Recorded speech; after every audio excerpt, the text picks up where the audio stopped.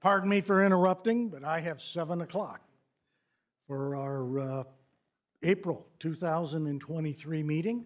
Good to have so many people here on a beautiful Westfield spring evening. Let's do our Pledge of Allegiance. And is Pastor Linville here? Very good. We'll ask you to have our invocation following. I pledge allegiance to the flag of the United States of America and to the republic for which it stands, one nation, under God, indivisible, with liberty and justice for all. Pastor, from the Eagle Creek Eagle Friends Creek Church. Evangelical Friends Church, yes. Good to have you. My pleasure. Let us pray. Our Lord and our God, we bow our heads and our hearts in reverence to you. We're thankful, Lord, that you are the creator and sustainer of all mankind.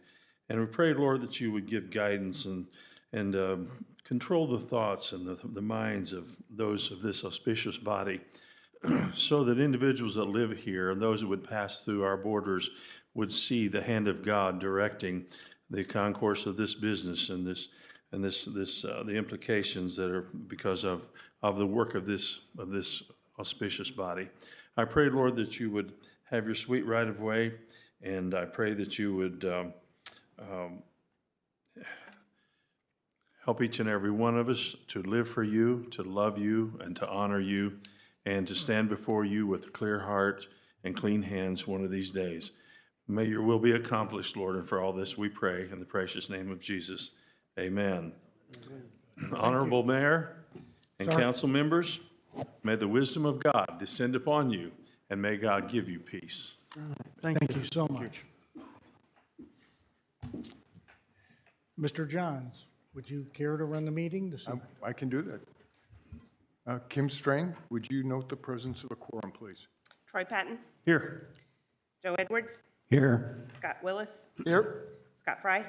Here. Mike Johns. Here. Jake Gilbert. Here. Cindy Spalgeric. Here. We do have a quorum. Okay. We've got one change to our agenda this evening. We have a late addition, Resolution 23-105 under new business. I apologize for being late. Our attorney had some unexpected conflicts over the past week, and we just got it put together today. So it is on the agenda. First item then will be approval of the minutes from our March 28th, 2023 meeting. Councilors, do you have any questions, comments on those minutes? Hearing none, can I have a motion to approve the minutes, please? So moved. Second. Motion made by Councilor Spalgeric, seconded by Councilor Patton. Kim, would you call the roll, please? Joe Edwards. Yes. Scott Fry. Yes. Mike Johns. Yes. Jake Gilbert. Yes. Troy Patton. Yes. Cindy Spalgeric. Yes. Scott Willis. Yes. Motion carries 7-0. Thank you, Kim. The next item on the agenda is the approval of the claims docket for today, April 10th, 2023. I'll open the floor to any councilor questions with respect to the claims docket. I did send in a comment wondering why it was Fund 301 Eastside TIP, all the O.W. Crone services for all the different TIP districts were put inside the Eastside TIP, and it has now come to our attention that these don't even really belong in our claims. So as I understand, because they are the RDC, although we're still trying to figure out if they will still show up on these, I guess we don't have the full answer yet. But I'd like to pull those for approval tonight and not have those on the docket. So if I may, Mr. President, that is exactly what I would suggest that you do. If all of your other claims are appropriate, you do what you did last time and simply remove that from your approval and move forward with the claims. Okay. Are there any other questions with respect to claims? Hearing none, then Cindy, could you do the motion, please? I'll make a motion to approve claims April 10th. with the removal of the claims for the TIF, or for the RDC claims, correct? Yes, Fund 301. Okay, on 301, okay. I'll second that. Okay, motion was made by Counselor Speljerk, seconded by Counselor Fry. Kim, would you call the roll, please? Joe Edwards, Yes. Scott Willis, Yes. Cindy Spalgerik, Yes. Jake Gilbert, Yes. Scott Fry, Yes. Mike Johns, Yes. Troy Patton. Yes. Motion carries 7-0. It looks like we've got one special presentation this evening, proclamation declaring April as the National Volunteer Month.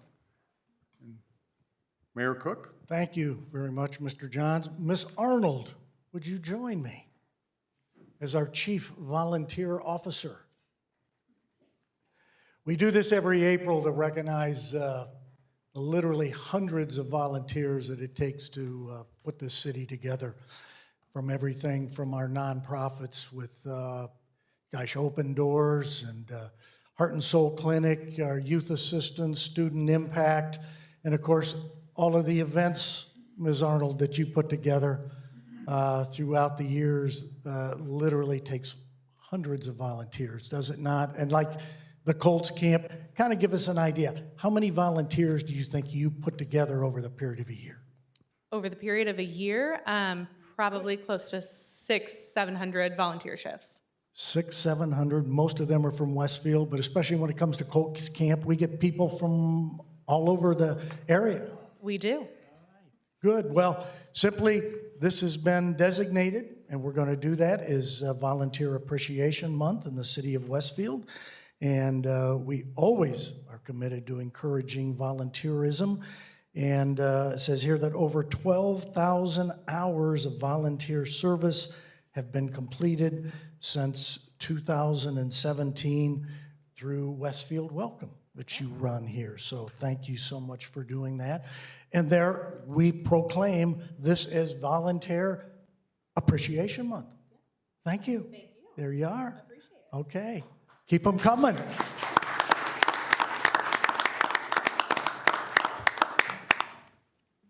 And I'd like to just say a couple words.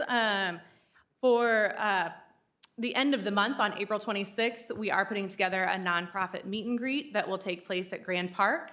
That will go from 5:30 to 7, so we'll have a number of area nonprofits there. Westfield Welcome will be there, and just learn more about ways to get involved with those organizations. To continue on this volunteer path. And then we've also are launching westfieldwelcome.com/volunteer.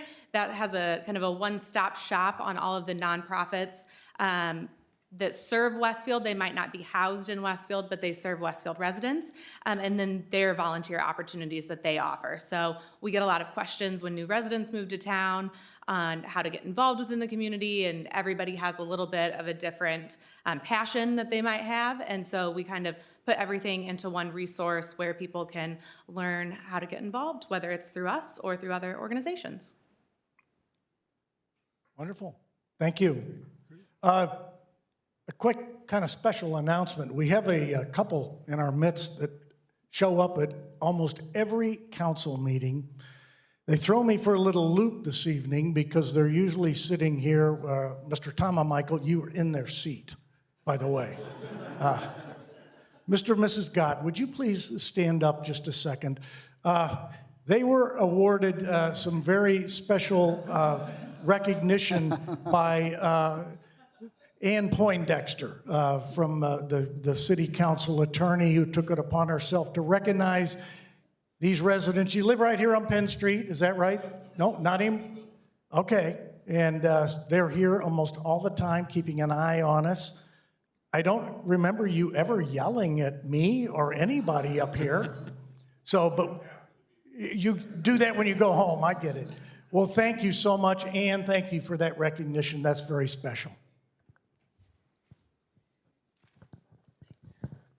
And I guess I would just like to add to the proclamation there that we as a community, I think when I speak on behalf of the council, we feel that we're very fortunate and we're blessed to have a number of the local nonprofits that we have here in Westfield.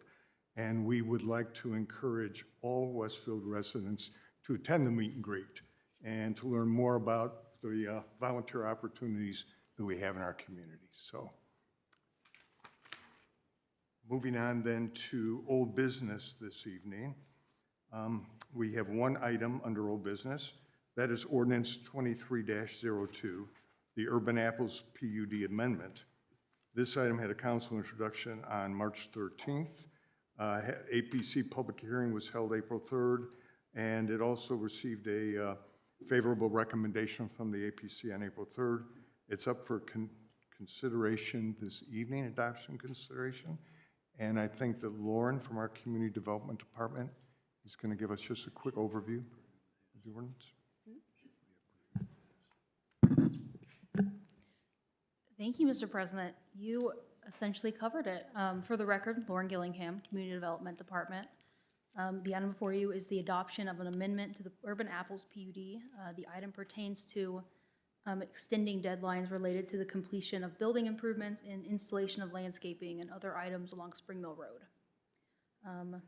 Our friends with the APC have forwarded this with a favorable recommendation. Matt Skelton with Church, Hiddle, and Antrim is here tonight to answer any questions. Thanks. Unless somebody wants me to talk, I won't talk, but I'm happy to answer questions. All right. I'm going to open the floor for any councilor comments. Before I do that, I just want to make an announcement that I'm going to recuse myself from this vote, as Mr. Herron and I are competitors in the race for the Councilor District 5 this year. So, councilors, do you have any questions? Hearing none, can I have a motion, please? I'll make a motion to approve ordinance 23-02. Do I have a second?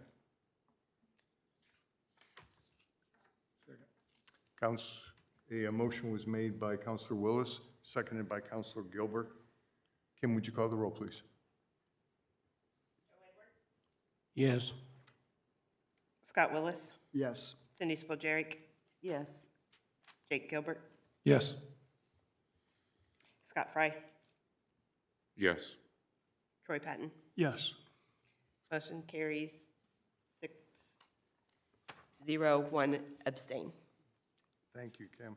Thank you very much. All right,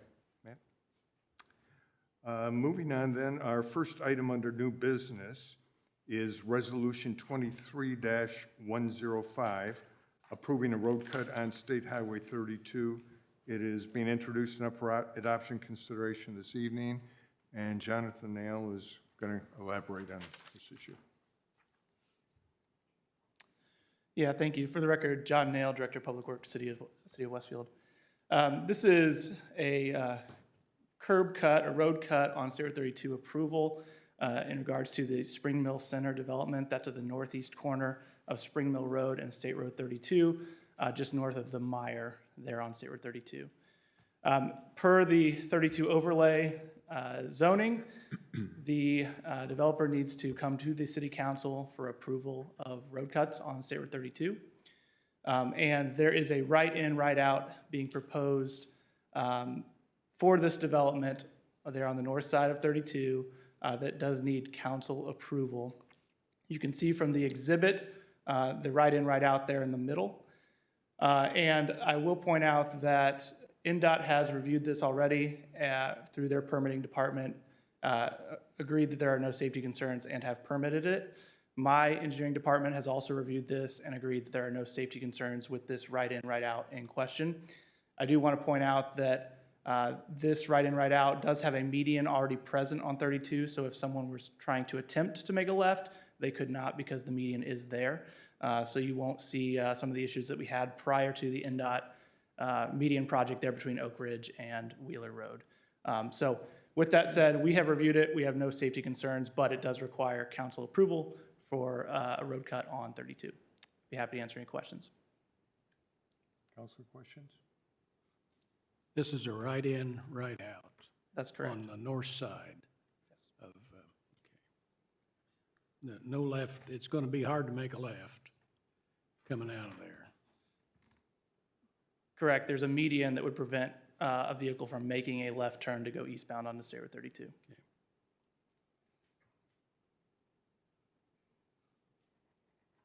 Any other comments?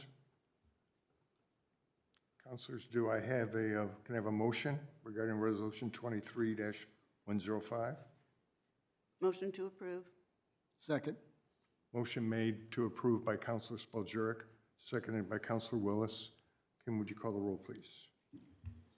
Mike Johns, Yes. Scott Fry, Yes. Troy Patton, Yes. Joe Edwards, Yes. Cindy Spillier, Yes. Jake Gilbert, Yes. Scott Willis. Yes. Motion carries 7-0. Thank you. Yeah, our next item then is Resolution 23-106, Common Council of the City of Westfield concerning periodic review of the comprehensive plan. This item is introduced tonight and up for adoption consideration this evening. And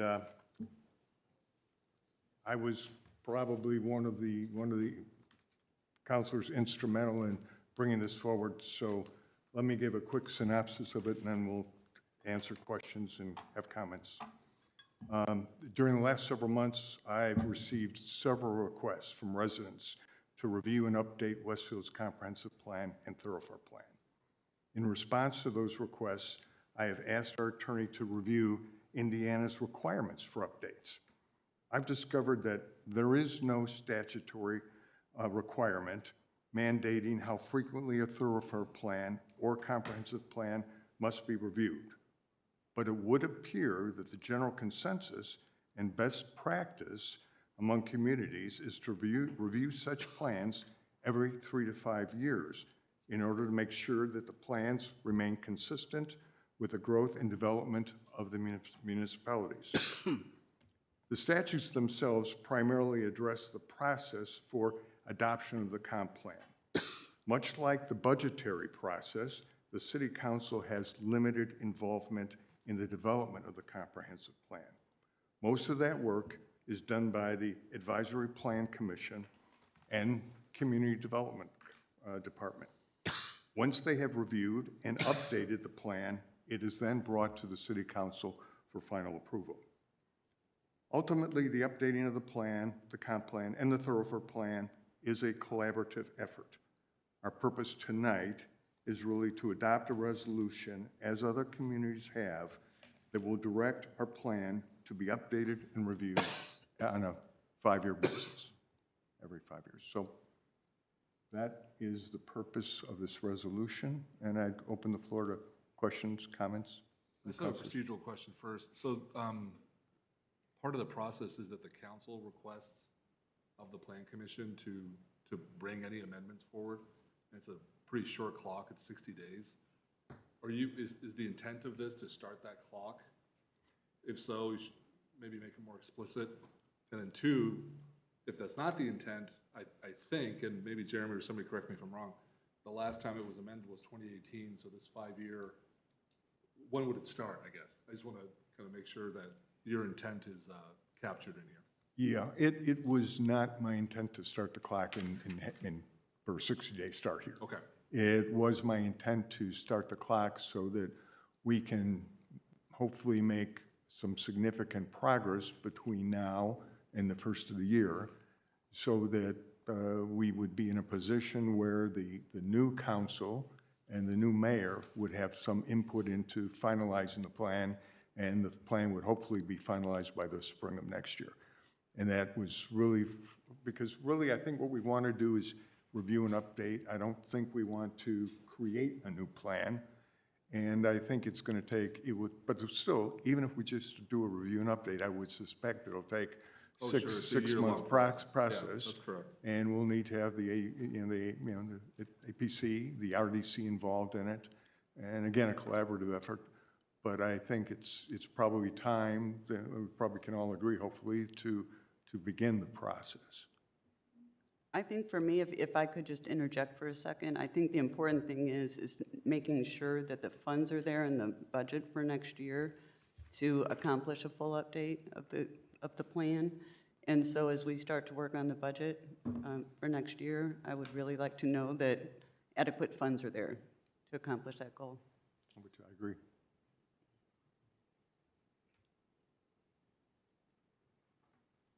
Can I add one more thing?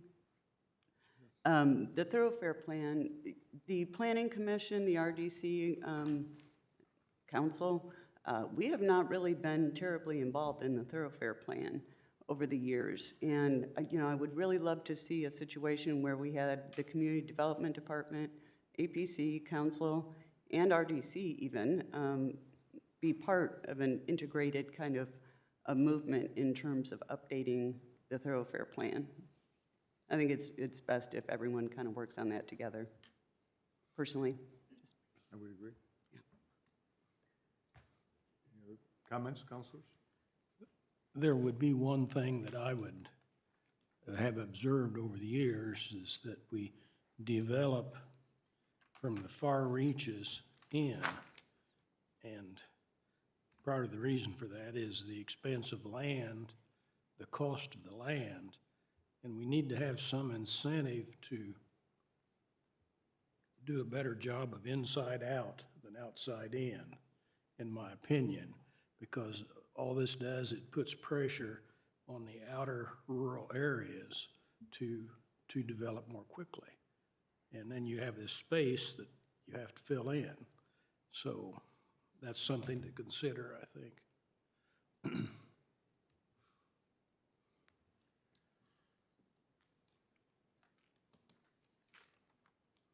So I've got a question, I guess, just for clarity here. And Councilor Edwards, I think, provides great input there that certainly needs to be made note of.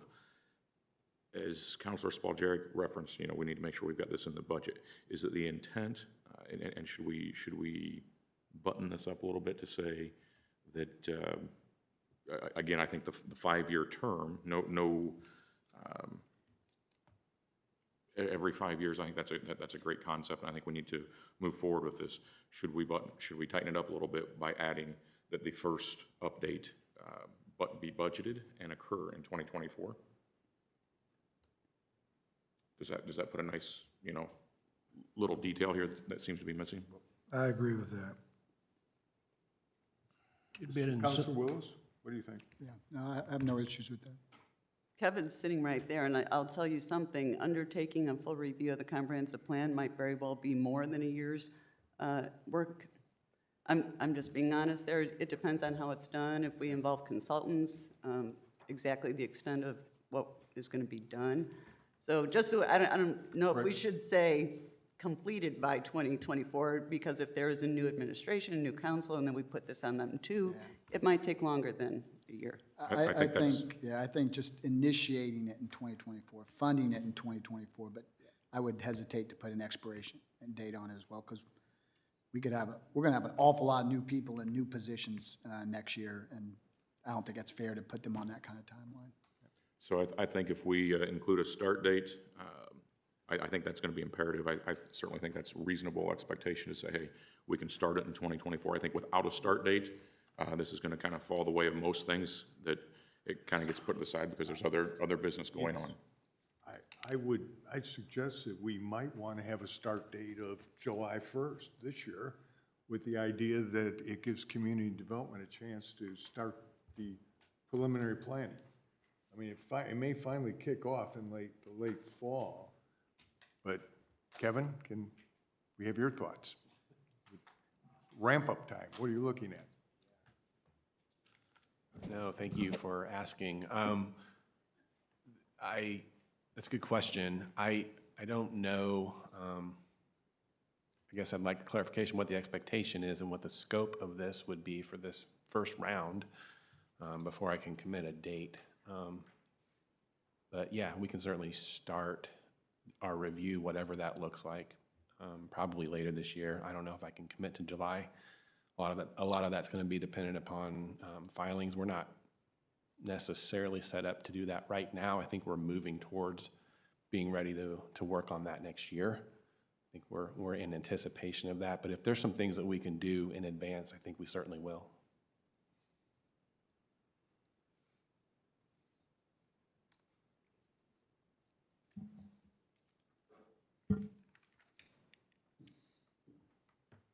Is there any other thoughts about trying to tighten up the resolution?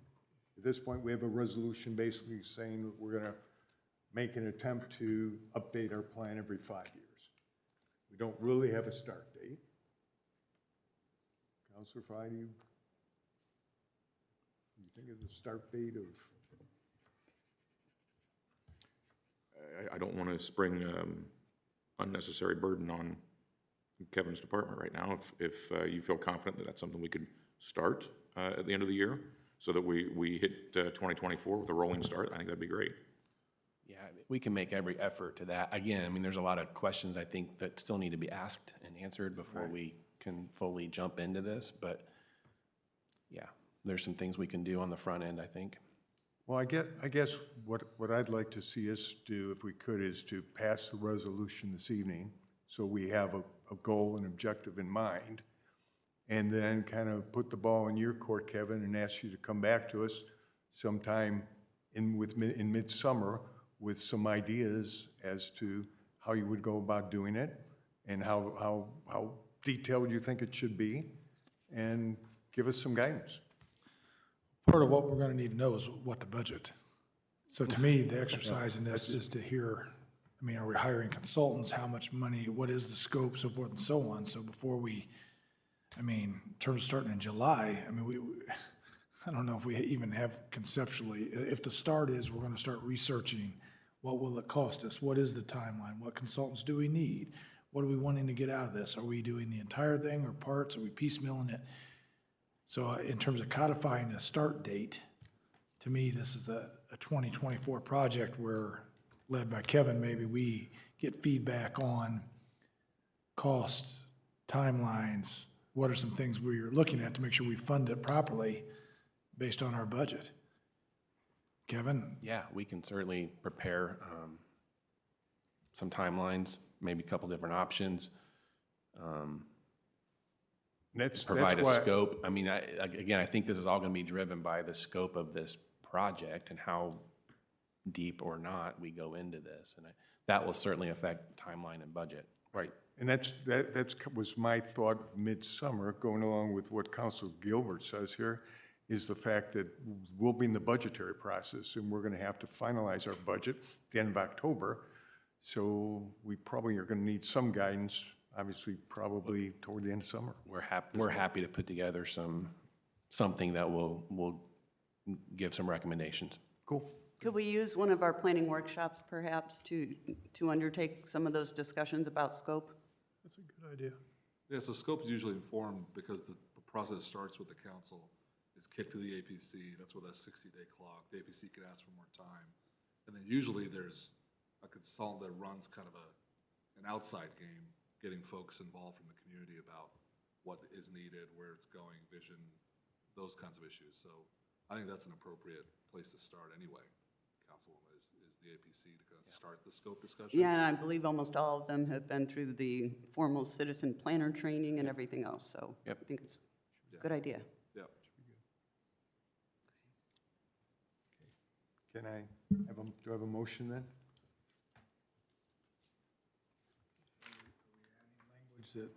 Councilwoman I don't think we're Spillier- we're not codifying a date, we're just saying it's I don't think we open. need to add language, actually. No. My opinion. Because you're not starting a clock. Right. Yeah, we're not Right. starting the clock. Was it we're just saying- 2018, the last amendment, Kevin? Yes. If it was 16, then it doesn't matter. 16. You're starting. If it was 18, I worry that this language starts at today. Yep. So you might say starting, 5 years beginning July 1 or whatever. Okay, so that's not a concern. So it's 7 years, yeah. All right. Motion to approve resolution 23-106. Let's say 5 years starting July. Troy, what was your motion? I'm sorry. Motion to approve resolution 23-106, if we're not adding language. Because we're not codifying a date, we're just saying, in general, 5 years. I'll second that. Okay. Motion made by Councilor Patton, seconded by Councilor Willis. Kim, would you call the roll, please? Jake Gilbert, Yes. Mike Johns, Yes. Scott Fry, Yes. Troy Patton, Yes. Joe Edwards, Yes. Scott Willis, Yes. Cindy Spojek. Yes. Motion carries 7-0. Thank you.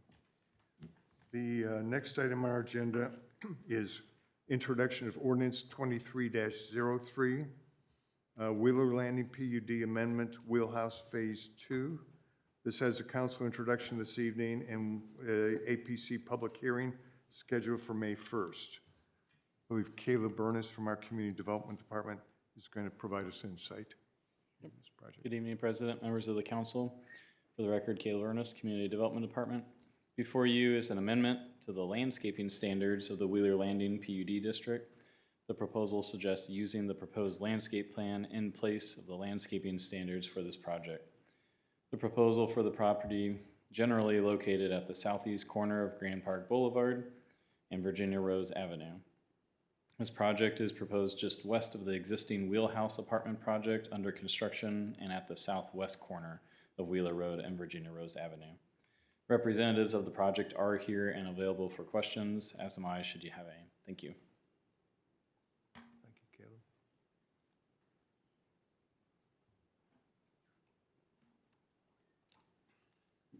Good evening, Mr. President.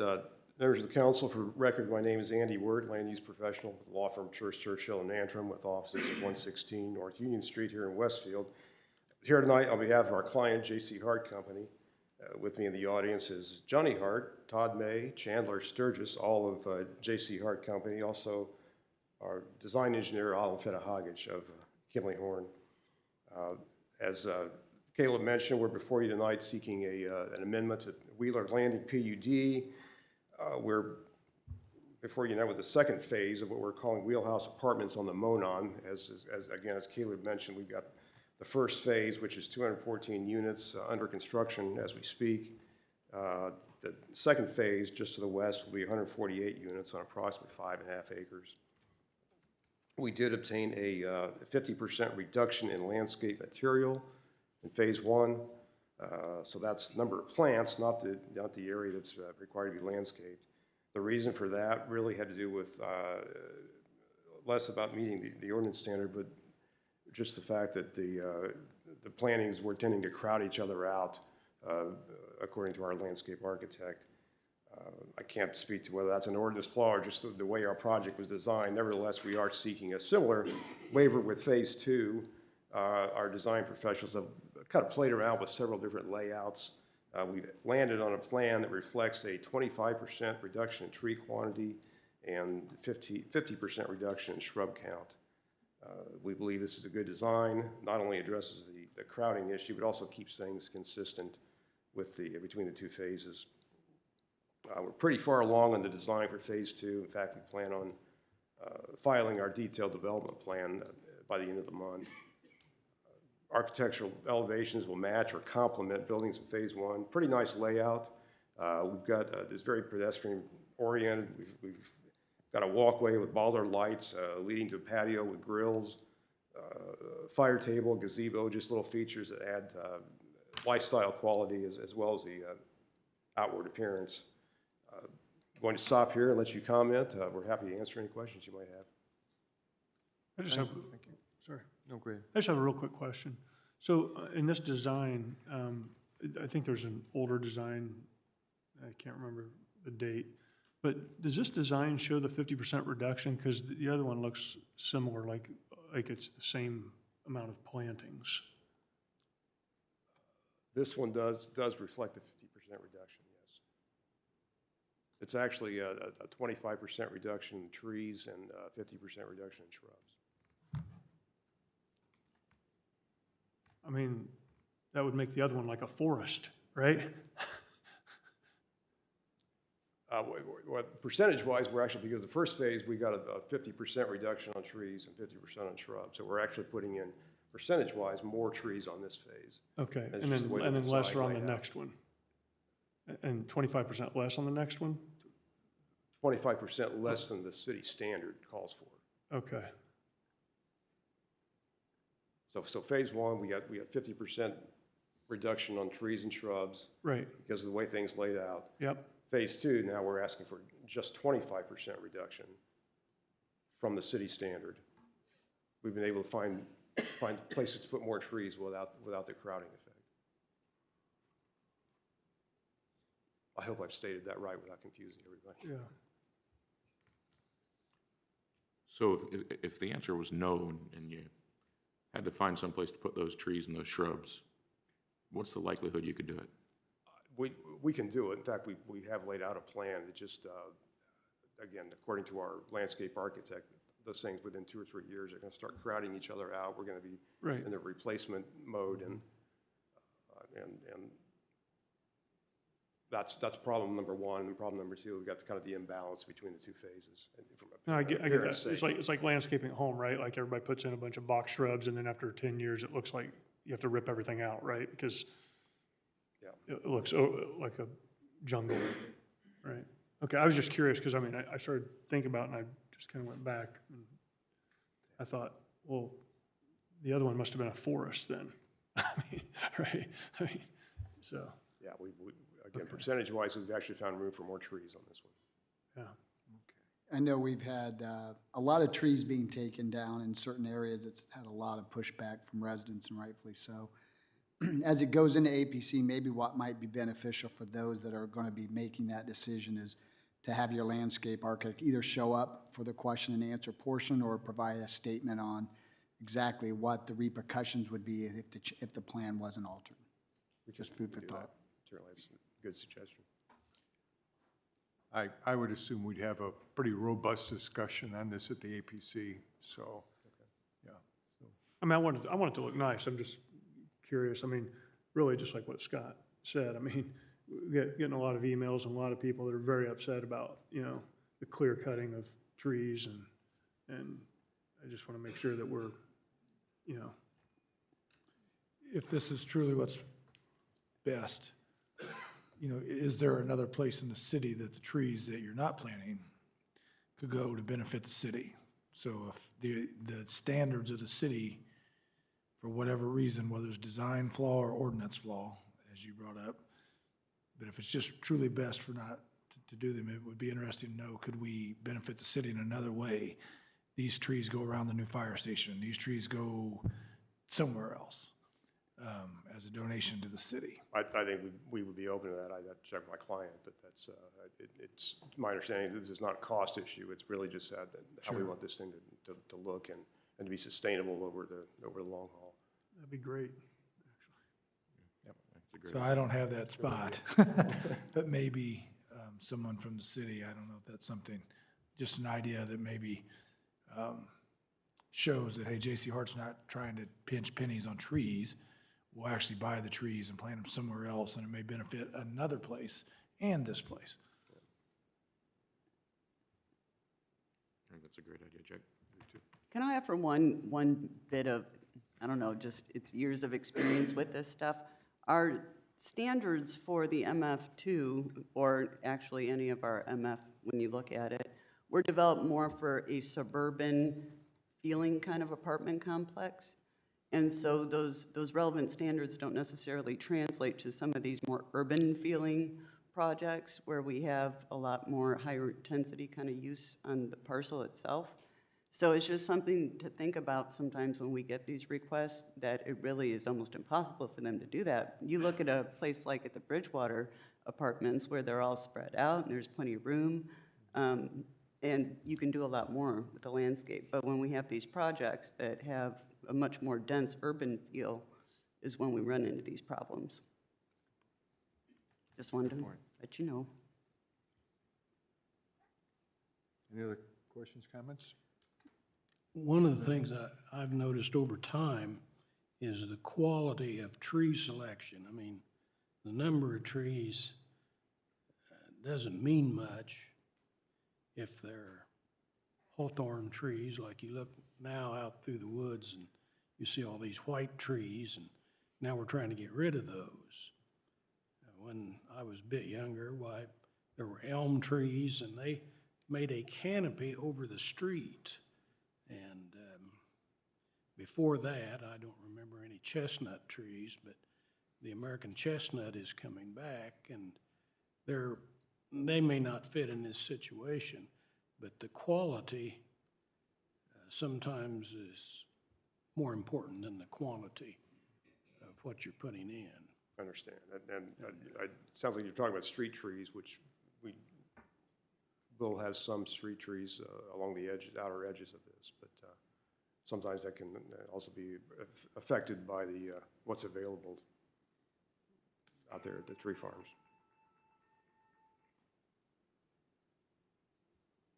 Any other questions, comments?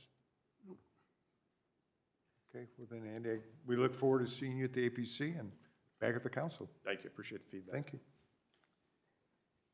Our next item is ordinance 23-04, Maple Knoll PUD amendment for Fire Station number 81. Again, Caleb is going to talk to us about this, and is Chief Gaylor going to be here too? No? Just me. Okay, okay, you're in. Good evening, President, members of the council. Caleb Ernest, Community Development Department. So before you is an amendment to the sign standards of the Maple Knoll PUD District. The proposal suggests defaulting to the city's UDO standards for signage just on this property in place of the sign standards in the Maple Knoll PUD.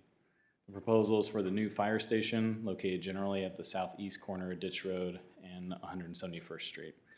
So if you have any questions, I'm available. Thank you.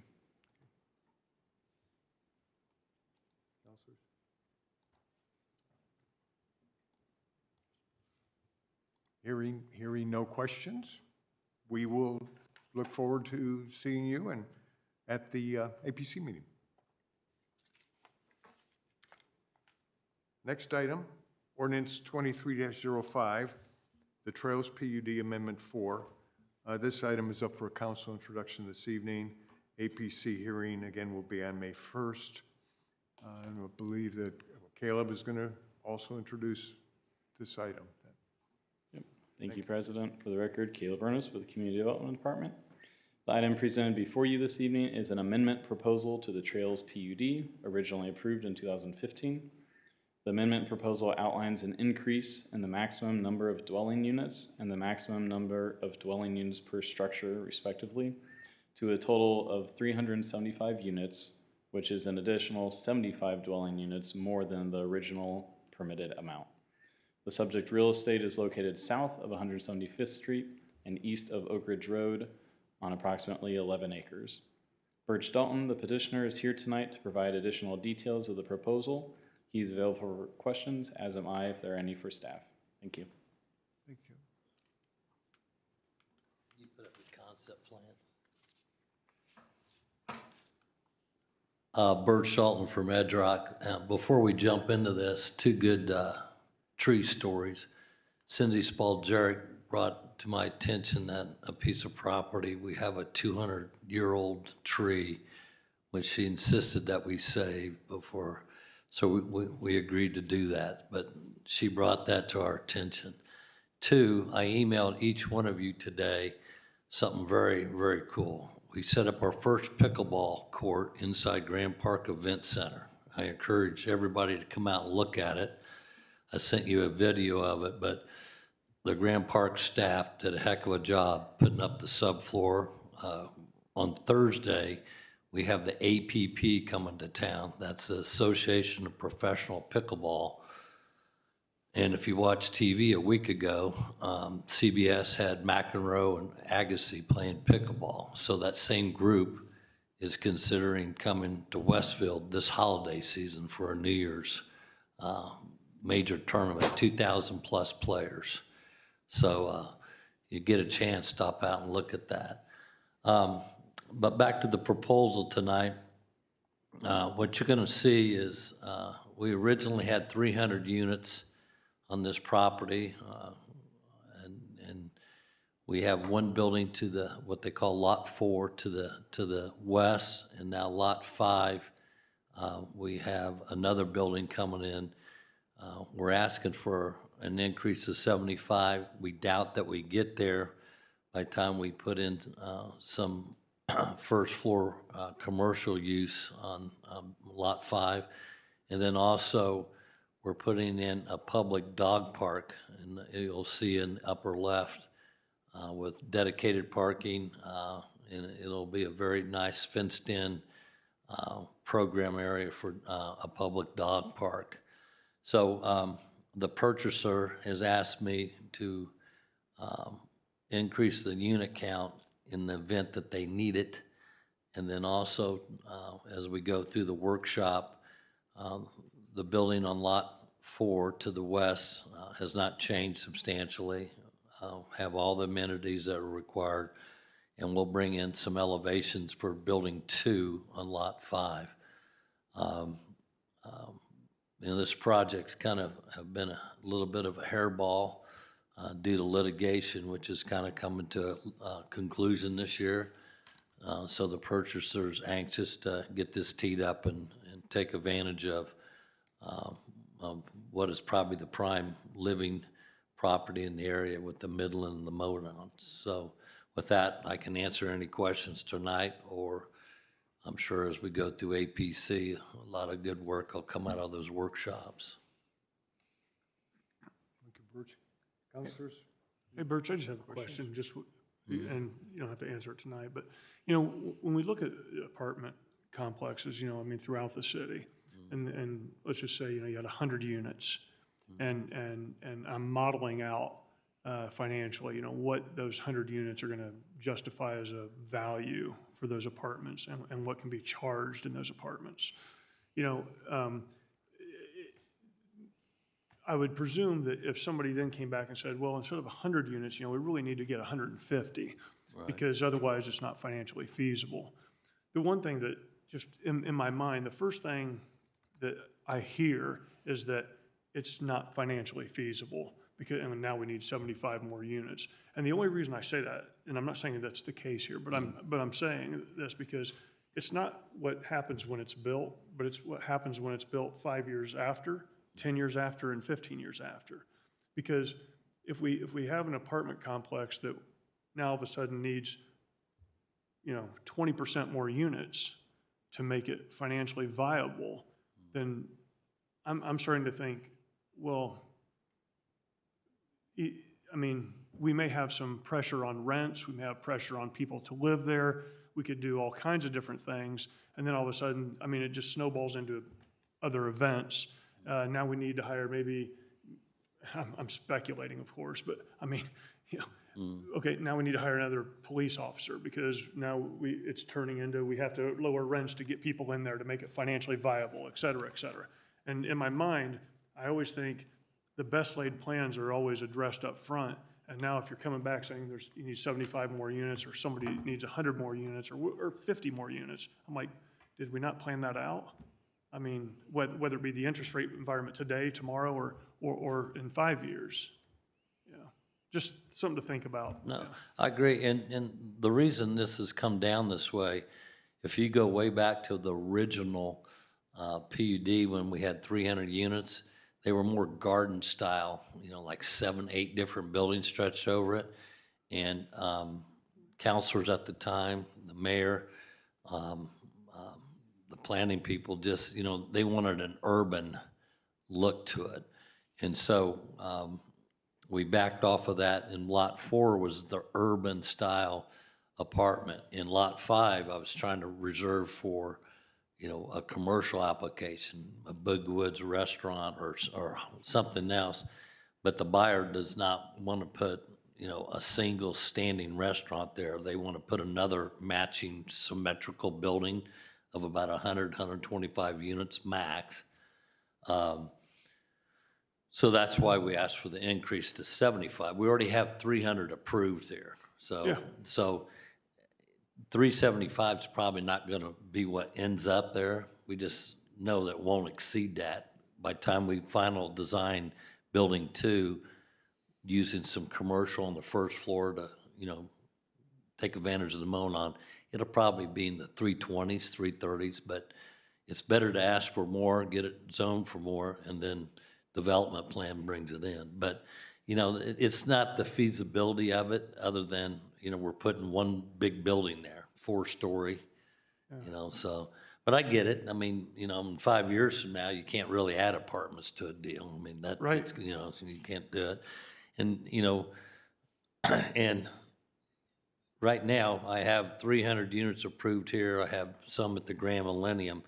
And, you know, after this, I'm pretty much done asking for apartments. I mean, I'm just, you know, I think as the comprehensive plan comes, but I see nothing but good times ahead for Westfield. Like I said, you know, you got a couple things breaking at Grand Millennium, but I have a buyer here, a good buyer, experienced buyer, and this is what they ask as one of the closing conditions.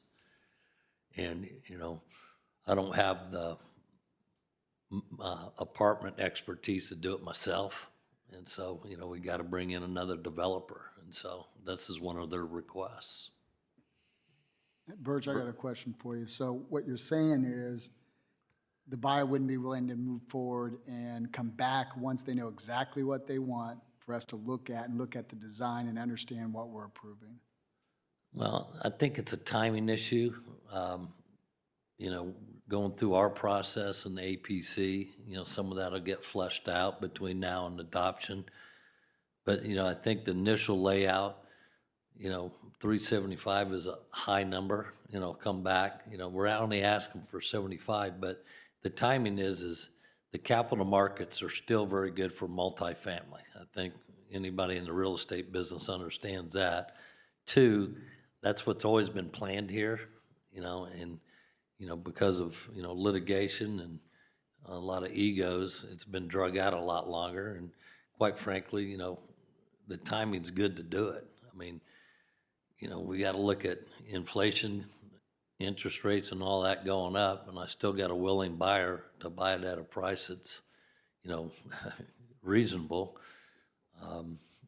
But, you know, I think adding 75 units to the zoning, you know, is not a detriment to the deal, but it allows it to move faster. Thanks, appreciate it. Birch, I've got a question. Mhm. And forgive me, I've not taken the opportunity yet to go back and study the initial approval compared to this. Does that representation right there, does that, is that a fair representation of what was approved plus the 75? Or tell me what we're looking at here, if you will. It's not a representation at all of 375 being approved. Of 300, it's close. The main building, Lot 4, was something we approved, you know, several years ago in 2019.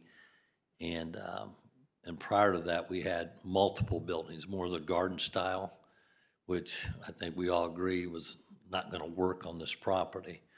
So I don't know if I'm answering your question, but that is a pretty good representation of what you're going to see, because what you're seeing on Lot 5 to the east is just a smaller version of the same building on the other side of the drain. So the western side there, the western side of the lot is a representation of what was approved.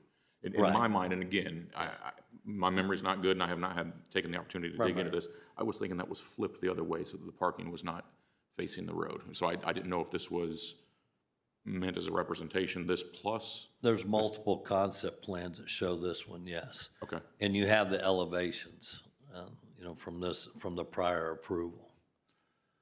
I'll go back and study this. My question was more on the phase 2. So I remember phase 1 being that, I guess, Scott, but like you had mentioned, commercial or perhaps a restaurant in that area, this buyer would be unwilling to do that, you're saying. So, but is that Lot 5 is approved for multifamily, or Lot 5 is approved for commercial? It's approved for both right now. Okay. It was So this approved for isn't a multifamily rezone. first, and we added GB later, I a see. later amendment. But what we're seeing there in that building is probably a first floor restaurant with a second floor rooftop type bar, you know, possibly. And if you design that in, that'll take 20, 25 units right off of that 375. So that's why we have 375, and it'll come down from there, you know. And then the size of the dog park has been discussion with some of the city officials. So if that gets increased, that probably will eat into unit count also. I think, you know, what our goal is to give a public parking spot where, you know, you can have your dogs and then hop on the Monon too. You know, Grindstones, you know, has this great parking lot there, but they don't let you park to get on the Monon. You know, I don't know if you ever noticed the signs there.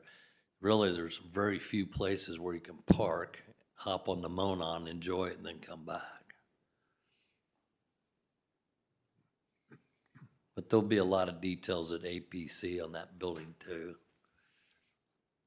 I'm a bit concerned. You're asking for a 375 max per structure. I mean, that you could have it all in one structure. No, if that's the way it's termed, it's wrong. It would be split between the two buildings. Yeah, that is not the way it's written, so that needs to change. It'll get cleaned up. It always does. We do have an issue too, you know, it's tricky. We have a lot of apartments approved in this community, as you know. A lot of years' worth of absorption there, I mean, coming. And so it's hard to want to do even more. Right. The one thing that is strong for this area is that it seems it's already approved for it. But we have a lot of apartments going up in this community. Yeah, I think we approved these back in 16, so I've been sitting on them a while, so I don't know about all the other ones. Right, I but see 'em. it's 75 more. And that is more traffic, and that is more other concerns, so. Councilors, any other comments? Birch, we'll see you at the APC. Thank Look you. forward to it. Yep. Okay. Moving on then, final item, ordinance 23-06, amending the American Rescue Act plan of the city of Westfield. This has a council introduction this evening. It will be up for adoption consideration on May 8th. And Councilor Spoljarek, I will kind of turn the floor over to you. Thank you. First of all, we do have Dustin Meeks, who is online, I'm told. He is our legal representation for the ARPA program here at the city, and so he can answer any specific questions about the plan. This is not the first time we've seen an amendment to the plan, but basically every time that we refine our plan and have more details, get it more specific, we need to then provide an update. And so that is what this does. In short, there's a few things. We had one organization that chose not to take their grant, their nonprofit grant, so it was a smaller portion, and that amount then is being taken off that total that we approved for the nonprofit grants. And so now if you look at the numbers in the plan, of course, you can't see very well. What do we have that down to? Anyway, it's under 20,000. And we have, if you recall, about 3.1 million right now in the downtown stormwater. And we had our 200,000+ that we did for premium pay. We have currently been doing the 3,000 a month for our legal fees on the retainer. I have worked with Dustin and Jake, and we're going to try and move that to hourly instead of the monthly, because I think we can save some money. I don't know that every month we're needing as much time with them as others, so hopefully we'll save a little bit there. The few remaining things, if you recall this whole thing, the Treasury allows us to take up to $10 million, and ours is over $9.8 million in the standard allowance kind of situation for revenue loss, which we have accounted for in our plan. So it leaves, after what I've just mentioned, those certain things, the $5 million contribution to the Y, which we already pledged, is in there, and there's about a little over $1 million left in that revenue loss calculation that we, it's to provide government services to the city in general. So that is the current numbers, the current plan. We did get our second tranche in March of &22, and then also a supplemental from the state, which was kind of small, but it did add some more, a few more thousands of dollars there, so that's nice. So our total amount, the most we will ever get, I believe, is the 9.8, and maybe Dustin can offer any other items there about our amendment. Yeah, Cindy, first off, thank you, counselors, for the opportunity to be at the meeting tonight and to help with the ARPA committee. I think the only other item, Cindy, that I would note is that in previous iterations of the plan, there was a really significant component of the plan that was set aside as a cushion for audit costs and basically just providing sort of a margin of safety. And in conversations with the State Board of Accounts about that margin, the SBOA has informed us that it would be okay for the city to bring that number down. And Misha and I, or the administration and I, are working on figuring out what that number is, kind of in line with SBOA's guidance. But that will free up that sort of government services number is bigger now, or there's kind of more money that is free because that component that SBOA is kind of expecting as a reserve is smaller, and that reserve component will be phased out as we get closer to the December 31st, 2024 date, which is the date by which the committee and the council need to have identified all of the priorities. But I think that's the only thing I would add, Cindy. Okay, but that number is likely to be significant. I don't think our audit was more than a few $100,000. I'm not sure, maybe Troy knows that, but. It was more than I wanted, but it wasn't that much. Well, hopefully, I mean, because we originally had to set aside the, 10% Right. of our total, hopefully we'll see some more there available. We should. Yeah. So right now in the plan, that number is not inserted yet. So we will insert that before approval in May. Okay. Thank you, Cindy. Any other questions? Counselors? All right. Well, then I guess we look forward to reviewing this again at our next meeting, which will be May 8th. All right. Next item on the agenda, do we have any residents, Kevin, who would like to address the council this evening? Okay. Hearing none. Kim Strain, any comments from the clerk's office? We don't, thank you. Mr. Chairman, I have one question. I thought the lady would be here tonight. I thought that was the lady, but apparently it's not. She told me she was going to address the council, but it pertains to dog or pet laws. What is acceptable and what is not. And it's my understanding, and I could be wrong, that if you take your pet away from your home, he's supposed to, it's probably a dog or a cat, but it's mostly a dog that would cause trouble, supposed to be on a leash and controlled. Am I right about that? Yes, sir. Okay. About 2 years ago, we comprehensively updated that ordinance to be in line with the county and our neighbors, and so there's a uniform kind of application of the leash laws and whether they can be out, when it's too hot or too cold, and there's a whole slew of kind of protective issues that it addresses. The lady indicated to me that they let them out in their backyards or whatever, and the dogs get away and cause problems. And I said, I don't know.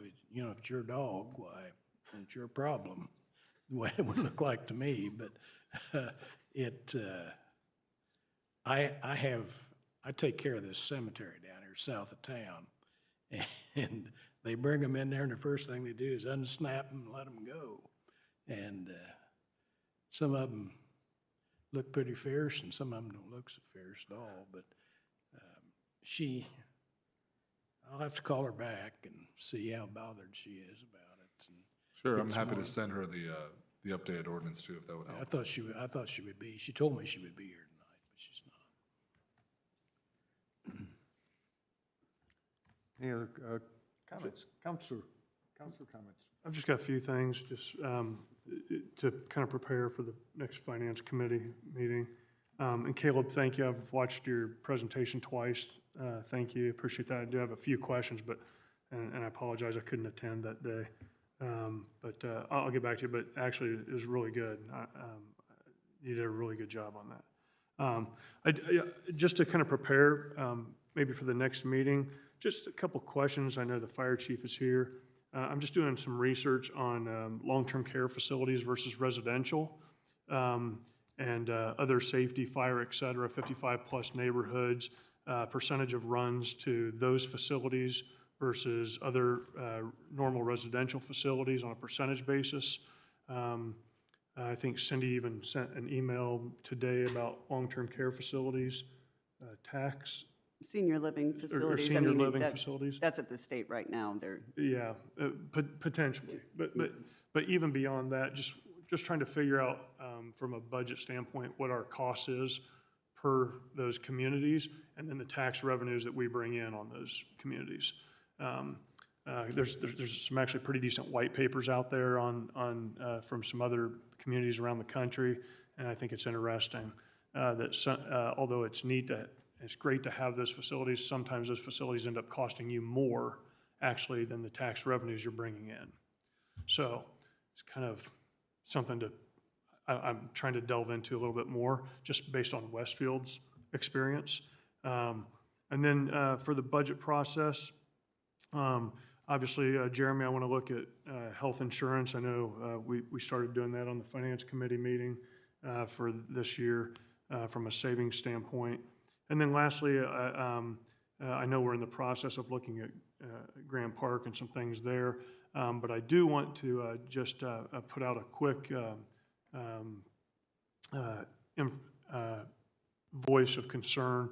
When we look at the budget and we look at Grand Park, and we're not talking about a lot of dollars. I know there's an email, and I talked to Matt just briefly today before stepping up here about WYSI using Grand Park.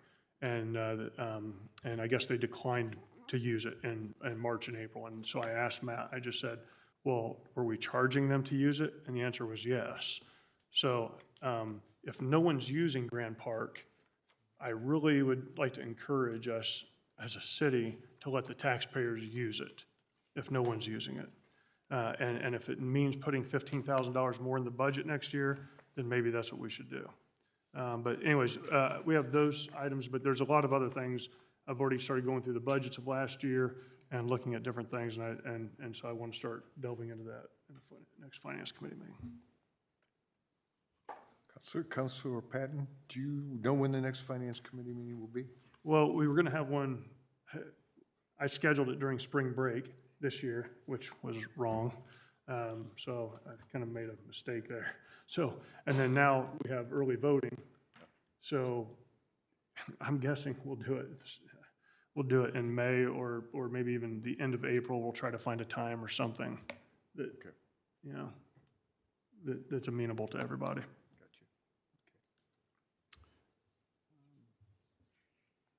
Councilor Spiljeruk, do you have a report on the APC? I do, as well as ARPA, because I wasn't here last time. And just quickly on the ARPA, we had met on March 24th, discussed these changes to the plan that we introduced tonight.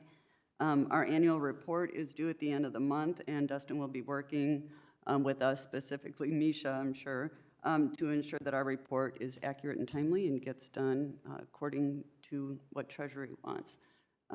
And the APC met April 3rd. We had one consent agenda item approved, which was the Westfield Dental Office and Bank in the Spring Mill Center PUD.